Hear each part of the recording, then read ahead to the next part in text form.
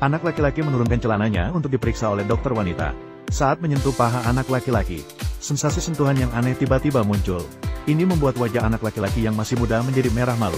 Tak lama kemudian, keduanya keluar dari ruang perawatan. Dokter wanita mengatakan bahwa kondisi anak laki-laki tidak serius. Hanya kulupnya terlalu panjang. Ini menyebabkan infeksi pada sistem kemih. Dia disarankan untuk segera memotong kulupnya. Setelah mendengar perkataan dokter, hatinya yang gelisah akhirnya merasa lega. Namun, setelah pulang, gejalanya tampak semakin parah.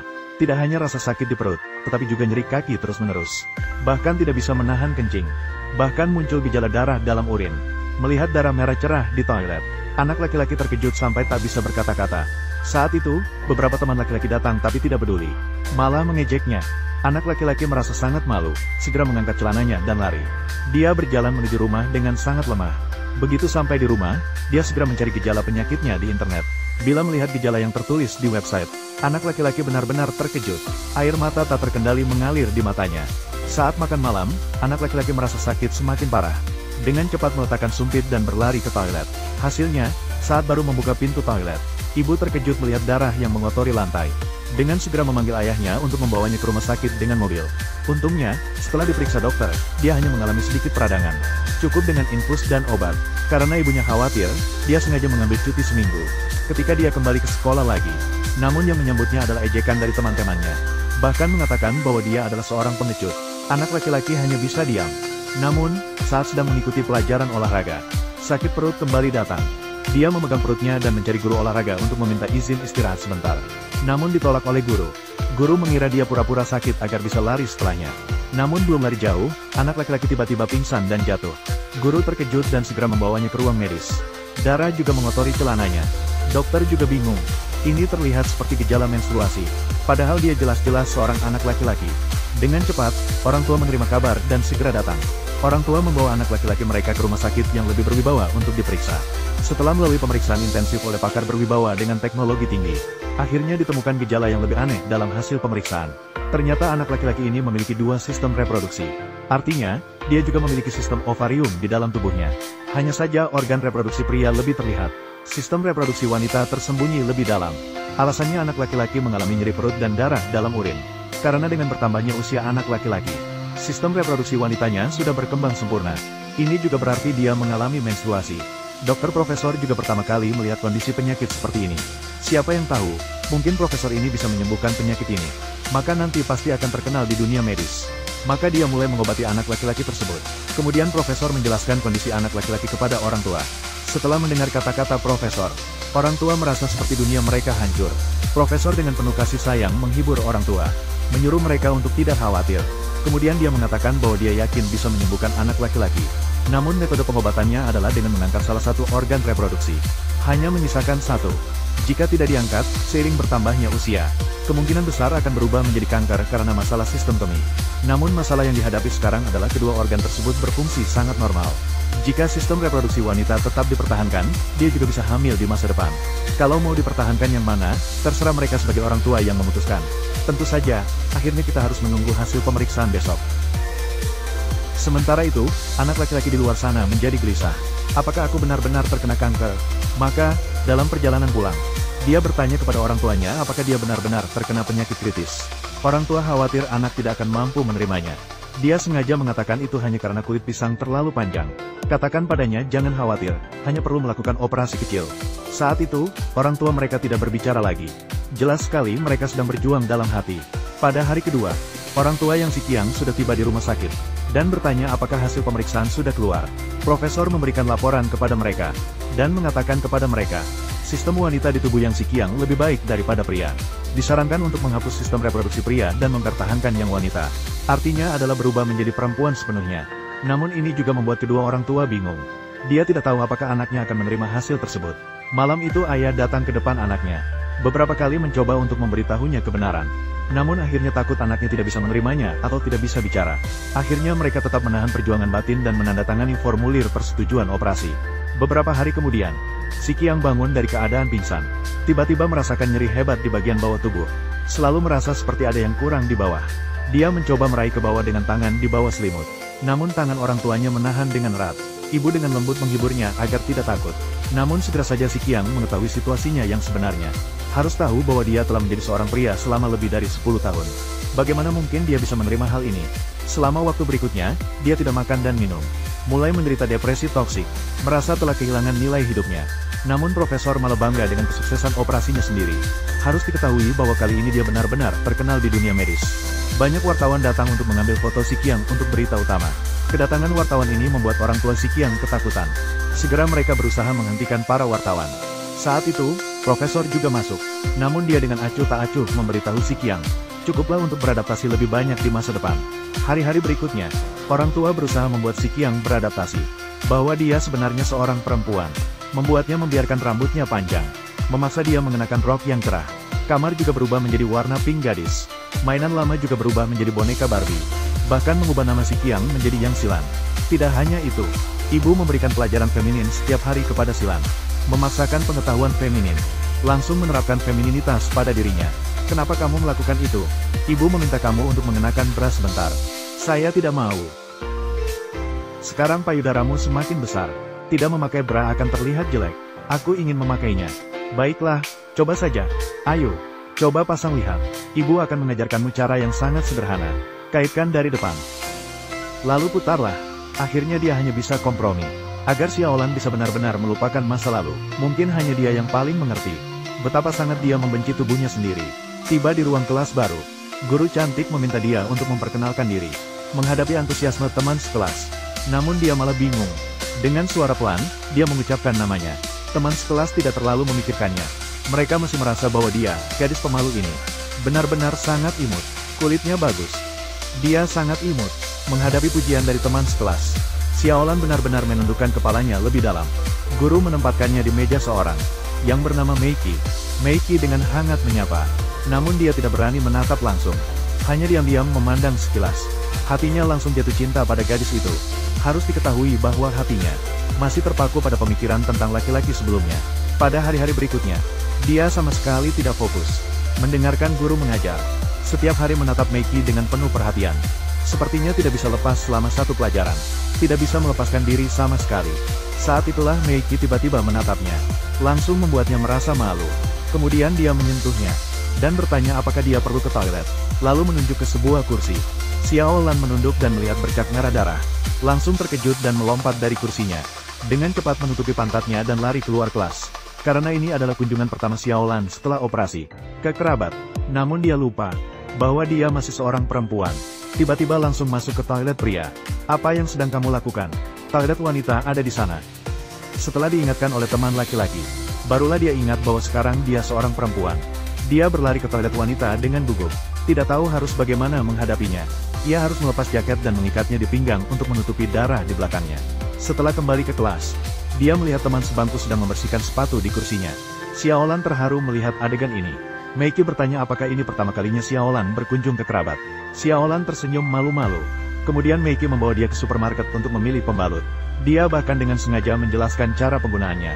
Namun Xiaolan sangat malu. Di hari-hari berikutnya, hubungan mereka pun semakin dekat. Meiki membawanya memilih pakaian yang bagus, melakukan manikyur dan menata rambut. Juga mulai dari saat itu, Xiaolan akhirnya merasa mungkin menjadi seorang gadis tidak begitu buruk. Namun kenyataannya tidak terduga. Pada hari itu, Xiaolan justru menerima surat cinta, diberikan oleh teman laki-laki di kelas. Ketika melihat isi di dalamnya, wajah Xiaolan langsung berubah. Hal ini membuatnya merasa sangat jijik. Meiki melihatnya dan menduga Xiaolan pasti pertama kali menerima surat cinta. Maka dia bertanya apakah Xiaolan tidak suka pada laki-laki. Kamu tidak suka laki-laki?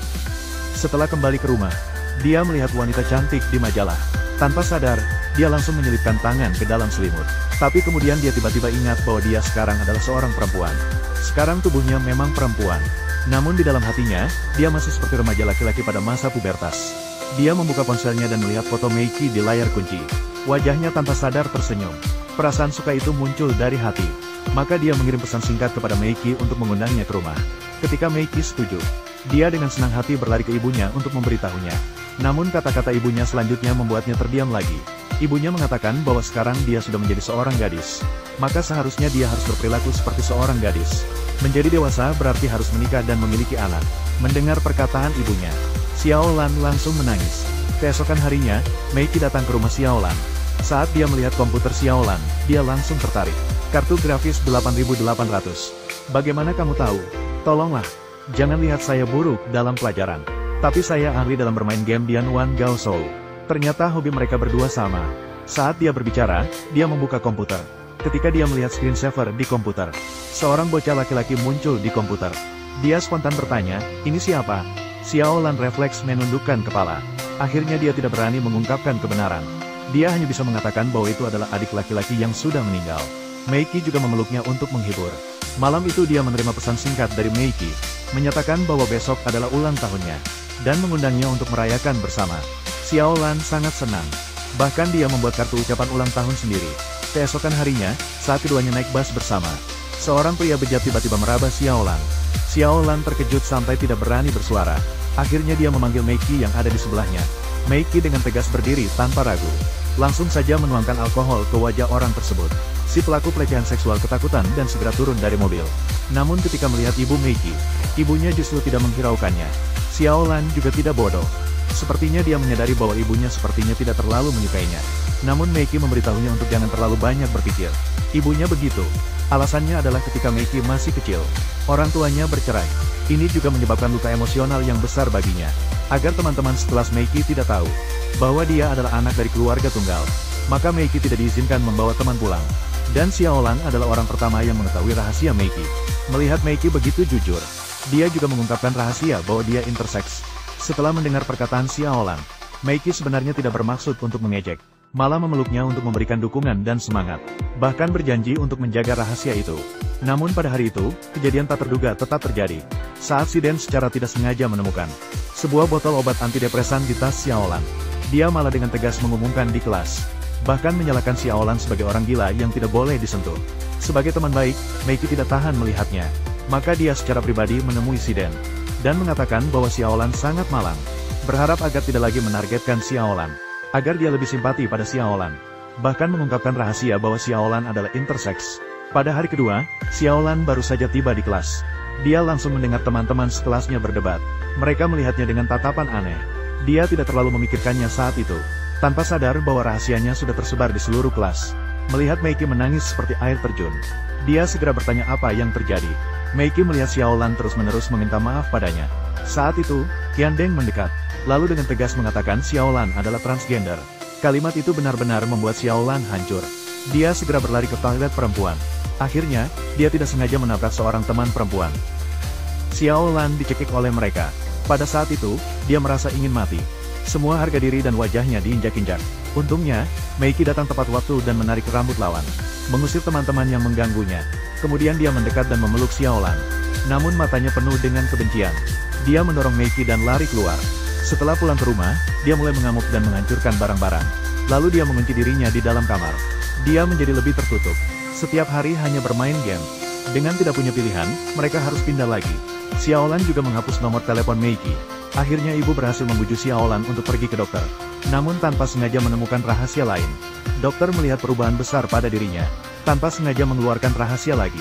Ternyata obat yang Xiao Lan selalu minum bukanlah obat untuk depresi. Ini adalah obat hormon pria. Melihat ibu yang tegang, saya sudah menebak bahwa ibu sengaja menukar botol obat. Saat itu Xiao Lan tiba-tiba merasa hidupnya tak berarti. Sahabat terbaiknya mengkhianatinya. Bahkan ibunya sendiri menipunya. Akhirnya dia mengerti. Sebenarnya dia bisa memilih menjadi pria, karena keinginan egois profesor itu untuk terkenal di dunia medis. Dia berhasil membujuk orang tuanya untuk mempertahankan sistem reproduksi wanita. Sekarang Profesor Lee sangat terkenal dan terkenal. Dia memberikan ceramah dan berbagi pengalaman di mana-mana. Maka dia dengan berani pergi ke rumah Profesor Lee. Xiao Lan menanyakan kepada Profesor, mengapa tanpa mengikuti pendapatnya sendiri. Dia memutuskan untuk mempertahankan sistem reproduksi wanita. Namun Profesor tidak setuju. Bahkan mengatakan Xiao Lan seharusnya berterima kasih padanya. Kalau bukan karena dirinya, sekarang Xiao Lan tidak akan dianggap sebagai orang normal. Tapi sebelumnya aku sudah menjadi manusia normal. Setelah operasi, saya merasa lebih baik mati.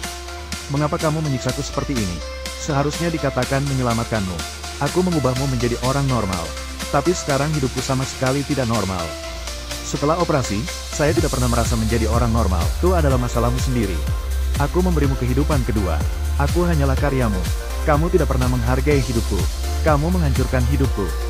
Aku juga bisa menghancurkan karyamu. Lalu pergi. Awalnya Profesor tidak terlalu memperhatikan makna di lukisannya. Dia pikir hanya anak kecil yang sedang marah. Tanpa dia sadari, dia pergi ke sebuah toko bunga, membeli sebuah buket bunga matahari, kembali ke rumah dan memberikannya kepada ibunya. Karena itu adalah bunga favorit ibunya. Lalu dengan tatapan kosong, dia masuk ke kamar dan mengunci pintu. Mengenakan rok yang dipilih ibunya untuknya. Mulai berdandan di depan cermin.